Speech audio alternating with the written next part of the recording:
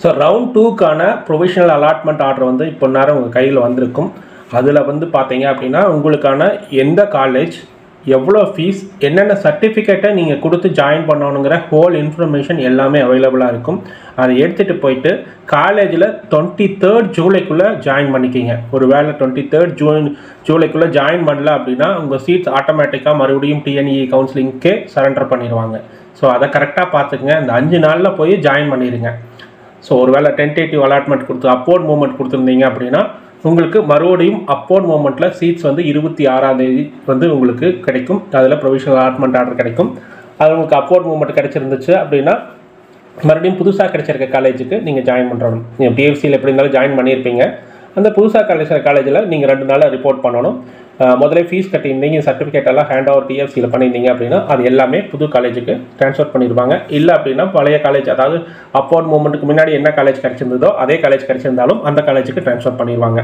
So அது எல்லாமே கிளாரிட்டியாக உங்களுடைய அலாட்மெண்ட் ஆர்டர்லேயே இருக்கும். அலாட்மெண்ட் ஆர்டரில் உங்களுடைய ஃபீஸ் டீட்டெயில்ஸ் இருக்கும். ப்ளஸ் என்னென்ன சர்டிஃபிகேட்ஸை நீங்கள் ஹேண்ட் ஓவர் பண்ணணும், என்ன டேட்டுக்குள்ளே நீங்கள் ஜாயின் பண்ணணும் அப்படிங்கிற ஃபுல் டீட்டெயில்ஸே இருக்குது.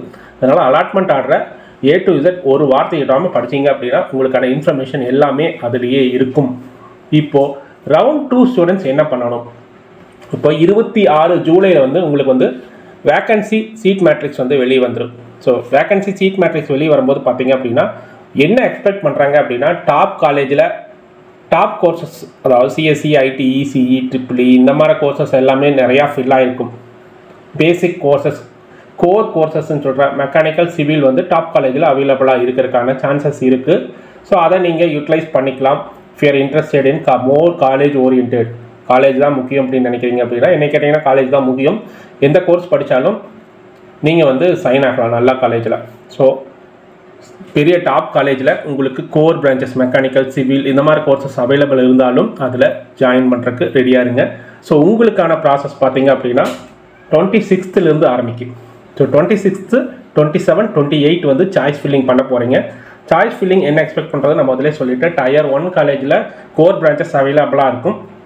அடுத்தது டயர் 2 அண்ட் டயர் 3 காலேஜஸ் வந்து உங்களுக்கு வந்து ரவுண்ட் 2ல் வரவங்களுக்கு வந்து அவைலபிளாக இருக்கும். அது என்னென்ன காலேஜஸ், குறிப்பாக வந்து top colleges in Coimbatore for round 2ங்கிறது வந்து அடுத்த வீடியோ பண்ணிகிட்ருக்குறோம்.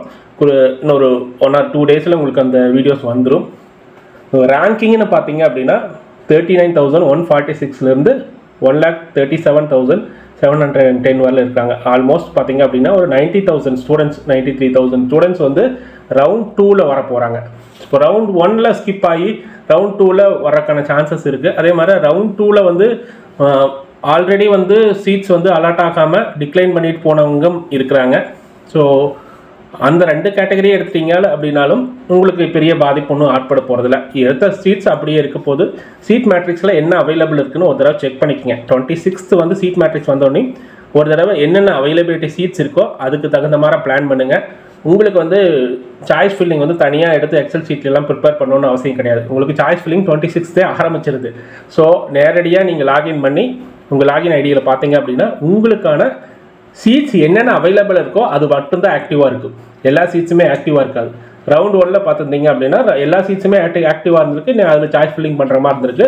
இங்கே ரவுண்ட் 2ல் பார்த்தீங்க அப்படின்னா நிறையா சீட்ஸ் வந்து உங்களுக்கு இன்ஆக்டிவாக இருக்குது. அதாவது 0-0ன்னு ஃபில் ஆகிருக்கு. ஓசியும் உங்கள் கம்யூனிட்டியும் ஃபில் ஆகி இருந்துச்சு, 0-0ன்னு இருந்துச்சு அப்படின்னா அந்த சாய்ஸே நீங்கள் சூஸ் பண்ண முடியாது. குறிப்பிட்ட காலேஜ் ப்ளஸ் அந்த கோர்ஸை வந்து நீங்கள் சூஸ் பண்ண முடியாது. ஸோ அப்போ நம்மளால் என்ன சாய்ஸை செலக்ட் பண்ண முடியுமோ அது மட்டும்தான் ஆக்டிவாக இருக்குது. அதனால் உங்களுக்கு வந்து ஈஸியாகவும் இருக்கும். அதுக்கு முன்னாடி நீங்கள் வேக்கன்சி லிஸ்ட்டும் சாய்ஸ் ஃபில்லிங் ஒரே நாளில் ஓப்பன் ஆகிறதுனால நீங்கள் வேக்கன்சி லிஸ்ட்டு நிறைய பேர் பார்க்காம போயிடுவீங்க. அந்த மேட்ரிக்ஸ் சீட்ஸை ஒரு 1 or 2, 3 hours 4 hours இந்த சீட் மேட்ரிக்ஸை எடுத்து செக் பண்ணுங்கள். ஏன்னா உங்களுக்கு 3 days இருக்குது. 26, 27, 28 வரலுமே சாய்ஸ் ஃபில்லிங் பண்ணலாம். ஒரு half a day வந்து சீட் மேட்ரிக்ஸ் எடுத்து ஃபுல்லாக அனலைஸ் பண்ணி நம்மளுக்கு என்னென்ன சீட்ஸ் கிடைக்கும். ஏன்னா கட் ஆஃப் முன்னாடி இருந்தீங்க அப்படின்னா 174 179 இருந்தீங்க அப்படின்னா சீட் மேட்ரிக்ஸ் இருக்கிற நிறையா டாப் காலேஜோட சீட்ஸ் எல்லாம் உங்களுக்கு கிடைக்கிறதுக்கான சாய்ஸஸ் இருக்குது.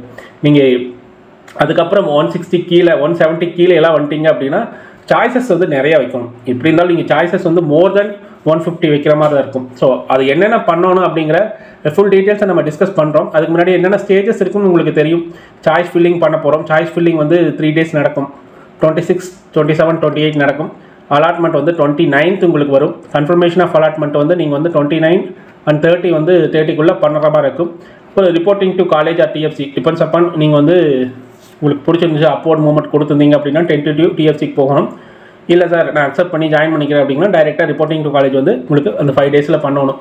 அதை வந்து August 4th பண்ணணும் அப்படிங்கிற டீட்டெயில்ஸ் எல்லாமே உங்களுக்கு தெரிஞ்சது தான்.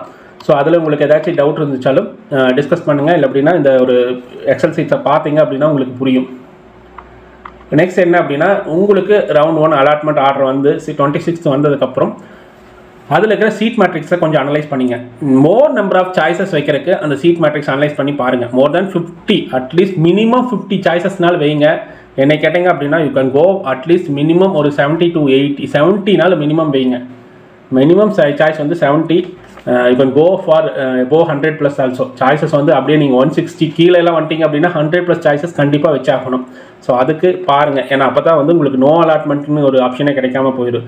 நிறையா பேர் அந்த 179 185 நிறையா பேர்த்துக்கு நோ அலாட்மெண்ட் ஆர்டர் வந்தது மாதிரி கேள்விப்பட்டேன். நல்லா படித்து நல்லா அந்த கரெக்டான ஆர்டரை வைக்காம விட்டதுனால நோ அலாட்மெண்ட் வச்சுருக்காங்க. ஸோ அதை வந்து கரெக்டாக பாருங்கள். ஃபஸ்ட்டு வந்து ட்ரீம் காலேஜ், நம்மளுக்கு ரியலிஸ்டிக்காக இருக்கிற காலேஜ், அப்புறம் சேஃபர் காலேஜ் எல்லாமே வச்சிங்க அப்படின்னா தான் ஏதோ ஒரு ஷீட்ஸ் கிடைக்கும். இப்போ நீங்கள் ரவுண்ட் 2 கிடைக்காம ரவுண்ட் 3 போனீங்க அப்படின்னா யூஸ்லெஸ்.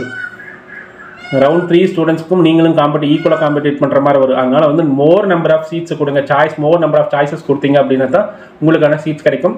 நீங்கள் அந்த சீட் மேட்ரிக்ஸில் இன்னுமே வந்து என்ன பார்க்கணும் அப்படின்னா இந்த கம்யூனிட்டி வைஸ் ரேங்கிங்கில் என்ன நம்மளுக்கு இருக்குது அப்படிங்கிறத பாருங்கள். பிசி கம்யூனிட்டியா, எம்பிசி கம்யூனிட்டியா, எஸ்சியா, எஸ்டியா, டிஎன்சியா, இதுக்கு நம்மளுக்கு எவ்வளோ சீட்ஸ் இருக்குது, நம்மளுக்கு இவ்வளோ ரேங்க்குக்கு கீழே இருக்கும், இவ்வளோ ரேங்க்குக்கு மேலே இருக்கும், நம்மளுக்கு இது கிடைக்கிறதுக்கான வாய்ப்புகள் இருக்கா அப்படின்னு ஒரு அனலைஸ் பண்ணிவிட்டு அந்த சாய்ஸை வைங்க. கிடைச்சிருந்தா உங்கள் கம்யூனிட்டியில் அந்த சாய்ஸ் இருந்துச்சு அப்படின்னா சாய்ஸை வைங்க. சாய்ஸ் தான் 100+ சாய்ஸஸ்னால வைக்க பாருங்கள். அதுதான் வந்து. அப்புறம் இன்னொன்று குறிப்பிடத்தக்கது என்ன அப்படின்னா ஸ்டூடெண்ட்ஸ் ரொம்ப மிஸ் பண்ணிடுறாங்க. ஏன்னா சிஸ்டம் எப்படி எடுக்க அப்படின்னா டாப்லேருந்து செக் பண்ணிட்டு வரும். டாப்பில் இருக்கிற காலேஜ் ஃபஸ்ட் செக் பண்ணும், அது இருந்துச்சு அப்படின்னா உங்களுக்கு அலாட் பண்ணும். அடுத்தது செகண்ட் செக் பண்ணும், தேர்ட் செக் பண்ணும். இப்படி இந்த ப்ரிஃபரன்ஸ் ஆர்டர் தான் செக் பண்ணிட்டு வரும். நிறையா ஸ்டூடெண்ட்ஸ்க்கு இது தெரியாமல் சும்மா ரேண்டமாக வச்சிடுறாங்க ஆர்டரை. நீங்கள் சூஸ் பண்ணும்போது ரேண்டமாக சூஸ் பண்ணதுக்கப்புறம் மறுபடியும் ஆர்டரிங் பண்ணுங்கள். எந்த காலேஜ் ஃபஸ்ட் வரணும், எந்த காலேஜ் செகண்ட் வரணும், எந்த சாய்ஸ் ஃபஸ்ட் வரணும், எந்த சாய்ஸ் வந்து செகண்ட் வரணும், எது தேர்ட் வரணும், எது ஃபோர்த் வரணும் அப்படிங்கிற அந்த ஆர்டரை வந்து 1க்கு 2 தடவை செக் பண்ணுங்கள். ஏன்னா அந்த ஆர்டர் படி தான் உங்களுக்கு வந்து சீட் அலாட் ஆகும்.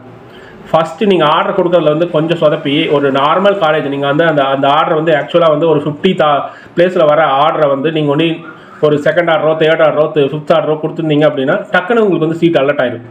கீழே இருக்கிற ஆர்டரெல்லாம் செக் பண்ணாது. ஒரு தேர்ட் ஆர்டர் வந்து தேர்ட் சாய்ஸ் வந்து நீங்கள் வந்து ஒரு நார்மல் காலேஜ் வச்சுருக்கிறீங்க.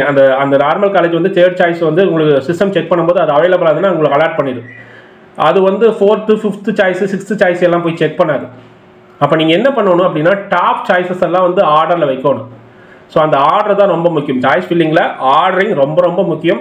அந்த ஆர்டரிங் மறந்துடுறீங்க. சார் நான் இந்த சாய்ஸை கொடுத்துருந்தேன், ஆனால் இந்த சாய்ஸ் கொடுக்காம இந்த சாய்ஸ் எடுத்துருச்சு அப்படின்னா நீங்கள் ஆர்டரிங் தப்பாக பண்ணியிருந்தீங்க, அதனால தான் உங்களுக்கு இந்த சாய்ஸ் அப்படி வந்திருக்கு அப்படின்னு. அதனால் அந்த 3 நாளில் ஃபஸ்ட்டு 2 days சாய்ஸ் ஃபில்லிங் பண்ணி முடிச்சிட்டிங்க அப்படின்னா கடைசி நாள் ஆர்டரிங் பண்ணுங்கள்.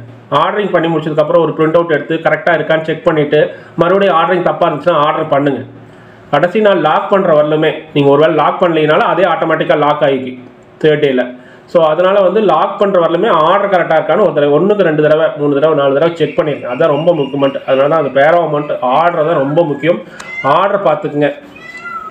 ஆர்டர் மட்டும் தப்பாச்சு அப்படின்னா உங்களுக்கு சீட் அலாட்மெண்ட்டும் தப்பாயிடும். அப்புறம் அட்டானமஸ் இன்ஸ்டிடியூஷன்ஸ்க்கு வந்து ரொம்ப ஃப்ளெக்சிபிலிட்டி இருக்கிறனால முடிஞ்ச வரல அட்டானமஸ் இன்ஸ்டிடியூஷனில் கான்சன்ட்ரேட் பண்ணுங்கள். ஓரளவுக்கு ஒரு 10 to 15 years எக்ஸ்பீரியன்ஸ் இருக்கிற காலேஜுக்கு வந்து கொடுங்க. NBA அக்ரிடேஷன் வாங்கின டிபார்ட்மெண்ட்டுக்கு நீங்கள் ப்ரிஃபரன்ஸ் கொடுங்க. ஏன்னா அதில் எல்லா இன்ஃப்ராஸ்ட்ரக்சருமே கவர் ஆகிருக்கும். உங்களுக்கு இருக்கிற லேப் ஃபெசிலிட்டியோ இல்லை பிளேஸ்மெண்ட் ஃபெசிலிட்டியோ எல்லா இன்ஃப்ராஸ்ட்ரக்சருமே உங்களுக்கு ஃபில்லாக இருந்தால் மட்டும்தான் NBA அக்ரிடேஷனே ஒரு டிபார்ட்மெண்ட்டுக்கு கொடுப்பாங்க. ஸோ NBA அக்ரிடேட்டட் டிபார்ட்மெண்ட்டுக்கு கொஞ்சம் ப்ரிஃபரன்ஸ் கொடுங்க. அதே மாதிரி NACல அதிக ரேங்க்கு NIRF ரேங்கிங் வாங்கினவங்க எல்லாமே வந்து இப்போ ஃபில் ஆகிருக்கு. ஆல்மோஸ்ட் NIRF ரேங்கிங்கில் டாப் காலேஜஸ் எல்லாமே வந்து உங்களுக்கு வந்து ரவுண்ட் 1லேயே ஃபில் ஆகிருக்கு. ஸோ ரவுண்ட் 2 ஸ்டூடெண்ட்ஸ் என்ன பார்க்கணும் அப்படின்னா NAC வாங்கியிருக்காங்களா, நீங்கள் சூஸ் பண்ணுற டிபார்ட்மெண்ட் வந்து NBA வாங்கியிருக்காங்களா அப்படின்னு பாருங்கள். ஸோ NBAல நல்ல ரேங்கிங் வாங்கியிருந்தாங்க அப்படின்னா மோர் தேன் A+++ எல்லாம் வாங்கியிருந்தாங்க அப்படின்னா அவங்கள்ட்ட நல்ல இன்ஃப்ராஸ்ட்ரக்சர் இருக்குது, நல்ல பிளேஸ்மெண்ட் இருந்தால் தான் வந்து அவங்களுக்கு அந்த NBA கொடுத்துருப்பாங்க. ஸோ அந்த மாதிரி பாருங்கள். அதே மாதிரி பிளேஸ்மெண்ட்ஸில் வந்து MNC கம்பெனிஸ் வராங்க, ஆவரேஜ் சேலரி என்னென்னு பாருங்கள். ஏன்னா 1-2 பேர் வந்து 40 lakhs 50 lakhsனு வாங்கிட்டாங்க அப்படின்னா அந்த இது வந்து அதை மட்டுமே போர்ட்ரேட் பண்ணுவாங்க சில காலேஜஸ் எல்லாம் வந்து. அவங்க வந்து ஒரு இண்டிவிஜுவலிட்டியாக அவங்களுடைய ஓன் திறமையை யூஸ் பண்ணி வேலையை வாங்கியிருப்பாங்க. ஆனால் வந்து ஒரு 40 lakhs சேலரி நாங்கள் ப்ளேஸ் பண்ணியிருக்கோம் அப்படிங்கிற மாதிரி காலேஜ் வந்து அவங்கள போர்ட்ரேட் பண்ணியிருப்பாங்க. ஸோ அந்த வலையில் நீங்கள் விழாமல் இருக்கிறதுக்காக ஆவரேஜ் சேலரி எல்லாரும் எவ்வளோ வாங்கியிருக்காங்க அப்படிங்கிற மாதிரி பாருங்கள்.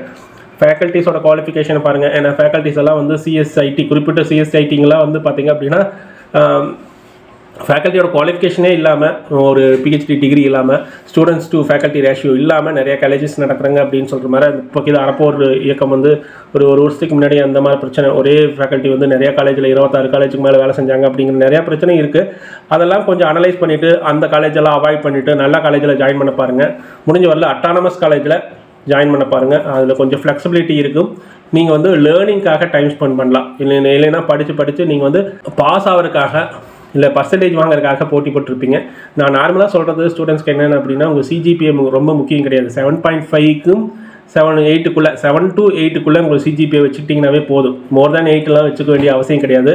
எக்ஸ்ட்ரா கரிக்குலர் ஆக்டிவிட்டீஸ், ப்ராஜெக்ட்ஸ் பண்ணுறதுல, கோடிங் பண்ணுறதுல, டெவலப் பண்ணுறதுல, சாஃப்ட்வேர் டெவலப் பண்ணுறதுல, ப்ராஜெக்ட் எக்ஸ்டர்னல் ஹேக்கத்தான் ஈவெண்ட்ஸில் கலந்துக்கிறதுல இந்த மாதிரி இதில் கான்சன்ட்ரேட் பண்ணுறதுக்கு பாருங்கள். ஏன்னா Tier 2 காலேஜுக்கு போயிட்டீங்க அப்படின்னா நீங்கள் எக்ஸ்ட்ரா இன்னொரு இன்புட் கொடுத்திருந்தீங்கன்னா மட்டும்தான் உங்களுடைய ரெஸ்யூம் வந்து MNC கம்பெனிஸில் ஹைலைட் ஆகும். ஸோ அந்த மாதிரி என்னென்ன ஹைலைட் பண்ண முடியும், இன்டர்ன்ஷிப் எப்படி போக முடியும் அப்படிங்கிறதெல்லாம் ஆராய்ச்சி பண்ணி இன்டர்ன்ஷிப் போகிறக்கான ட்ரை பண்ணுங்கள். ஃபஸ்ட் இயர்லேருந்து இன்டர்ன்ஷிப் போகிறதுக்கு ட்ரை பண்ணிங்க அப்படின்னா மட்டும்தான் at the end of final இயரில் வந்து you can compete with round 1 students. So நீங்கள் round 2 வந்துட்டோம் அப்படிங்கிறதுக்காக வருத்தப்படாதீங்க. round 1 ஸ்டூடெண்ட்ஸ் கூட உங்களால் காம்படிட் பண்ண முடியும் உங்களுடைய எக்ஸ்ட்ரா கரிக்குலர் ஆக்டிவிட்டீஸை வளர்த்துக்கிட்டீங்க அப்படின்னா. ஹோப் இந்த வீடியோ வந்து ரொம்ப யூஸ்ஃபுல்லாக இருந்திருக்குன்னு நினைக்கிறேன். round 2ல் என்னென்ன காலேஜை நீங்கள் டார்கெட் வைக்கலாம், குறிப்பாக வந்து கோயம்புத்தூரில் round 2 காலேஜஸ் என்னென்ன டாப் காலேஜஸாக இருக்கும் அப்படிங்கிறத பற்றி அடுத்த வீடியோவில் டிஸ்கஸ் பண்ண போகிறோம். ஸோ நம்ம சேனலில் இதுவரை சப்ஸ்கிரைப் பண்ணல அப்படின்னா சப்ஸ்கிரைப் பண்ணி வச்சுக்கோங்க. இந்த வீடியோ பிடிச்சிருந்துச்சு அப்படின்னா உங்கள் ஃப்ரெண்ட்ஸ் அண்ட் ஃபேமிலிக்கு ஷேர் பண்ணுங்கள். மறக்காமல் லைக் பண்ணிக்கோங்க.